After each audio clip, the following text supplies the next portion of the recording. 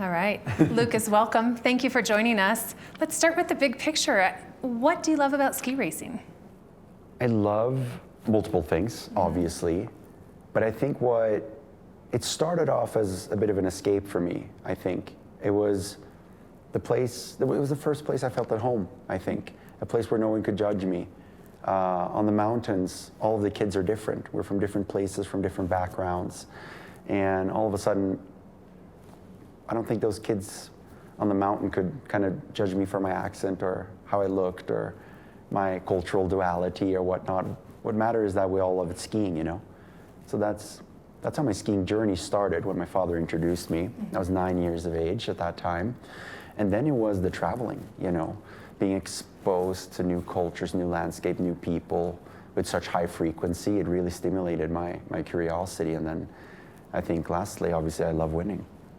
So after skiing for Norway, you retired from the sport in 2023, then came back in 2024 to ski for Brazil. What brought you back to the sport? Well, it was a strange phase of my life. Obviously, I'd left the biggest love of my life, which is skiing, in order to remain connected to my purpose in life. And it took me on a wild journey. I ended up on some runways, I was doing some modeling, I was doing some design and creative work for brands and whatnot, and kind of exploring what other paths I may take now that I was a retired skier. And then I think what brought me back was obviously the love for skiing and how I figured out that I had some unfinished business in skiing. But it was also because of my cultural duality and the fact that I could pursue this path with Brazil. And that really opened my eyes for the possibility that I had at hand. I could really bring a change to skiing. I could really bring something different, a new story, new colors, and hopefully become a new source of inspiration for some kids out there that might also feel a bit different. So what led to you switching country allegiances? I mean, why did you make that choice? Well, I retired as a reigning World Cup champion at age 23 because I'd won a Crystal Globe. I was named the best slalom skier that year. And I found myself in a system that I didn't feel like I had the acceptance for being who I truly am. And in retrospect, looking back at what was one of the biggest achievements of my life, it was also the very moment that led me to understand how it isn't all about trophies for me, how it isn't all about the statistics and the history that I could possibly make. At the end of the day, I ski for me and my dreams. And my dreams was to become an inspiration for people all over the world by being the person that I am. And in order to make someone feel something out there, is one thing that's fundamental, and it's the fact that you get to be who you are. And so I found myself in a situation where I didn't feel like I got to be who I was.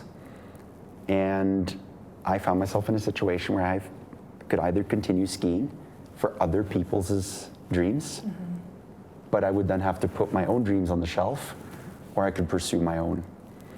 And that was worth retiring from skiing for, because my dreams are bigger than skiing. I've heard you say several times that I could be me. So who are you? Who is Lucas? Well, I think Lucas is a curious guy. Lucas is a guy that's curious about so many things. And I have so many things I want to explore, and I have so many things that I would like to express and that I would like to experiment with, because that for me is growth. That for me is what progression is. And if it's something that I'm addicted to, is becoming better every single day. And so I find equally as much growth off the pistes as I do on the pistes in this journey as a skier, from all the amazing people and cultures that I get to be exposed to on tour, you know, currently here in Colorado being one of those places. And that's where I really feel like I progress in life. That's what I love about this lifestyle. All right, so let's fast forward to this season. You became the first person from Brazil to ever win a World Cup event. Vamos, Brasil! What was it like standing on that podium, listening to the Brazilian national anthem? You know, we were just talking about sort of that I feel like my dreams are bigger than skiing. For me, that moment is bigger than skiing. For me, that moment isn't about an athlete that skied, 30 hundredths of a second faster than the next guy. For me, it's being able to hopefully inspire a new audience that everything really is possible and that it doesn't matter what nationality is on your chest or how you dress or where you come from, Your dreams are individual and your difference is really your superpower. And you should believe in that. That's what I hope that achievement can represent for some people out there. And for winning, you won a reindeer. You named him Bjorn. Dying to know how your dad feels about that because you named him after your dad. Yeah, well, it was only right. Dad's really been the only person that's been with me from the very start of this journey, through all the people that's doubted this rather unconventional approach to success in sports and way of living my life, and dealing with critics and people that's opinionated about the way that I live my life and that I approach development as a ski racer. That's always been present since the very first day. And the only guy that's made sure that I keep walking in my own path is my dad. And so on such a day writing that piece of history, it was only right that I dedicated it to him. And after you did that, you said, it's the most interesting quote, and I quote you, "I'm not here to write history. I'm here to be who I am, and at the end of the day, I'm a dreamer." Can you give me a little bit more insight into that quote? Well, I'm a person that I live according to my purpose. And my purpose is to inspire others to dare to be themselves and to pursue their own dream, whatever that dream is. Everything else is simply a product of that. Me being a ski racer, for example, is only a product of that. Me wanting to win is only a product of that. Because for me, winning is gaining access to the stage that gains access to that audience that I want to speak to, but it is what I say on that stage that can serve my purpose and that can create a difference. And so for me, at the end of the day, I am a dreamer.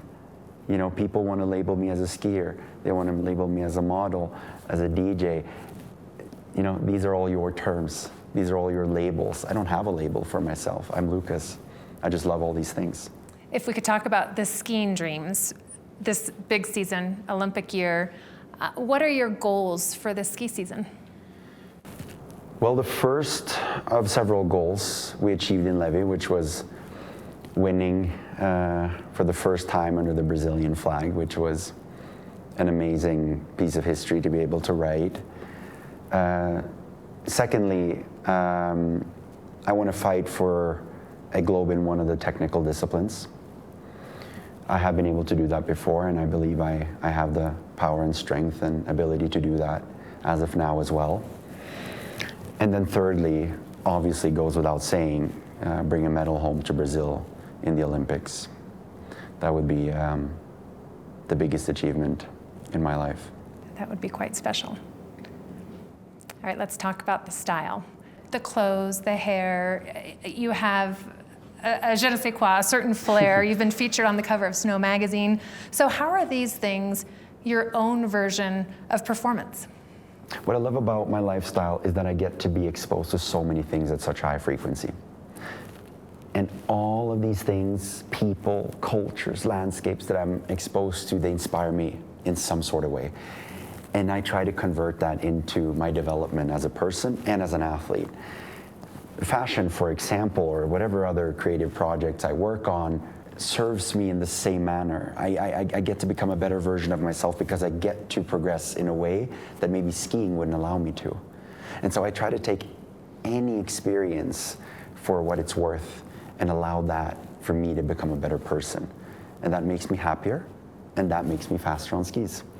And so for me, at the end of the day, skiing in its purest form is art.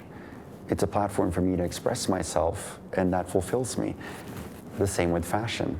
So for me, this is all one. I have equally as big dreams across all these different industries. At the end of the day, I'm just trying to be who I am, and as a result of that, I think I can reach my potential.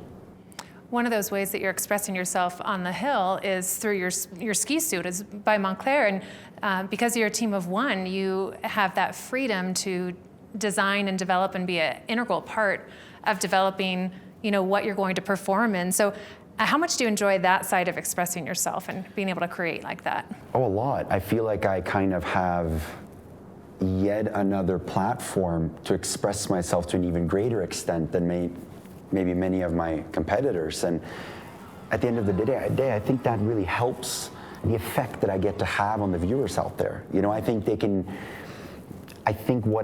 point that I'm trying to get across is even more tangible because I have that yet another platform to express who I am, where I come from, where I'm headed, what is it that I'm trying to say. It's like I often say that my race suit is kind of like an extension of myself. It's like my second skin. And so I feel very privileged to be able to express myself to that extent, and I'm grateful for Montclair, that a label of such respect in one of the biggest industries in the world allows me to have that freedom to express myself. And I think that what's amazing with fashion, I think that is that one universal language that you find across so many industries that inspires people all over the world. Artists, musicians, dancers, football players, basketball players, skiers, it doesn't matter. The one thing we all have in common, we need to wear something. Right? And you can express yourself through that. Mm-hmm. And that I love. Another way that I've loved to watch you express yourself when you're skiing is in the finish. Your signature move is that samba in the finish. I want to know how it came about. Was it organic? Is it something that you just did once and then it became your thing? Well, I think the dancing comes from the fact that I'm a product of my inspirations. I've studied all of my idols across so many different sports and forms of arts and whatever, and I try to find the aspects or the things that they do well that I think that I could brew into my little recipe to become the best version of myself. And obviously one of my greatest inspirations are the Brazilian football team, right? And especially Ronaldinho. And if it wasn't for Ronaldinho, I would never become an athlete. And so I think for me, that very first moment, which was such a full circle moment, coming back to ski racing, debuting for Brazil, representing the country that introduced me to sports, which was football back in the day. I think it was just this homage to Ronaldinho and the Brazilian culture, and just wanting to let go of all of that, all of those sacrifices that lies behind great sporting achievements.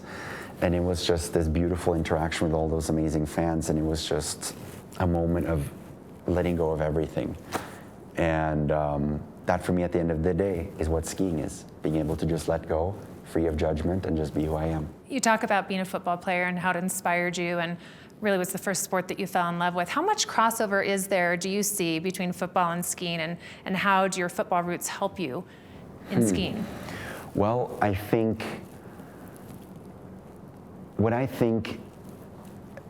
don't think you can technically draw that many parallels between football and skiing. What I do think is that it shaped me to become the athlete that I am, because I got to express myself in one way on the pitch, where I was a result of maybe some other sources of inspiration, like the Brazilian football players, and what they taught me because of our shared love for football.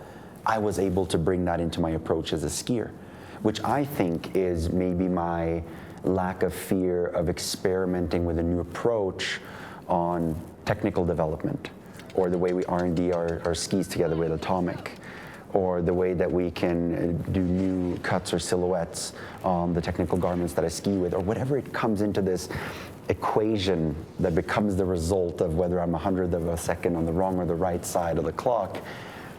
Like I'm a guy that learns by failing, and I think football and the Brazilian culture taught me that failing is a part of winning. Absolutely.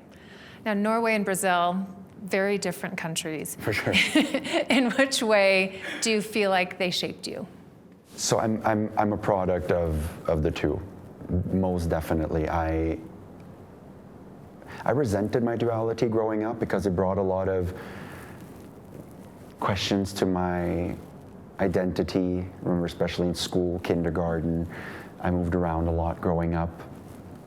And I always found it hard to fit in. So my duality is something that I resented growing up, but it has transitioned to become the thing that I'm probably the most proud of with myself. And I think it's really where my superpowers lie. Because I think those polar opposites have always given me two perspectives on each and every decision that I've had to make as an athlete in my career. And so, in Norway we have structure, dedication, right? Trust. In Brazil, it was more about that freedom. It was about that fire, about that doing things for the right reasons, following your heart. And I really feel like I just try to merge those two radical opposites and become a product of it. With Norway, you were a part of a very large team. With Brazil, you're a team of one. How does that work? And how is it lonely? It's such a different way of doing it than most of the other ski teams. So first of all, how does it work and how lonely is it? Oh, well, it goes without saying, it was a huge shift. As you say, I was part of one of the biggest collectives in ski racing into going solo, right? And at times it for sure is lonely.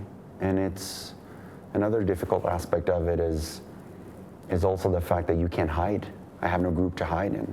When I have my bad days, when something's happened in my personal life and that weight bar is still waiting for us, I can't kind of just slip back into that group and let the others take more attention and I can try to get around tomorrow again. All eyes are on me. My whole staff is there to help me become the best version of myself. So with all of the amazing upsides that it comes with, the freedom, the possibility to express myself to the extent that I get to do now, it also comes with downsides, just like with any big decision in life. And this one certainly did too. Yeah, absolutely. You started skiing, as you mentioned, when you were young, around 9 years old, and I heard you made a 10-year plan with your dad. Can you tell us a little bit about it? Yeah, so ski racing is very expensive. My family had to take a big toll for my decision on wanting to become the best in the world in skiing. And we definitely downgraded our living situations and sacrificed various things in order for me to be able to pursue my dreams. And so it was only fair of my dad to set demands for these huge dreams that I asked him to support me in, right? And my dad is a very structured guy, hence Norway. And so he told me that he would never set any bar when it comes to result. It was never about having to achieve a certain result or win this much during a season or whatever. It was all about the effort that we put in. And so my father said that if I'm going to fund and spend the capacity that I could have spent on our whole family on your dream, well, then we got to make a plan and we got to stick to it, because he comes from business and that was kind of what he brought into my development, is the structural approach to reaching a specific goal.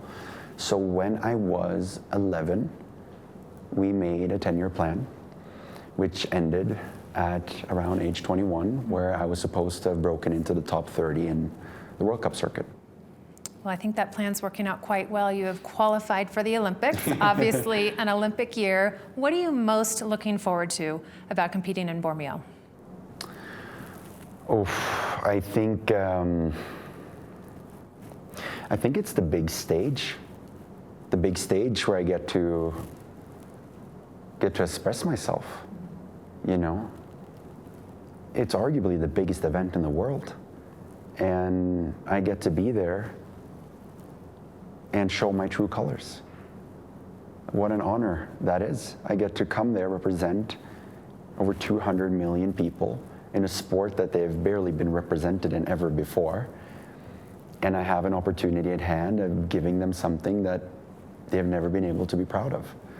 And that comes with a lot of pressure, but pressure is privilege. And that's how I intend to approach it. Well, we certainly wish you the best of luck. Such a Thank pleasure you. getting to know you. Thank you so much. Thank you.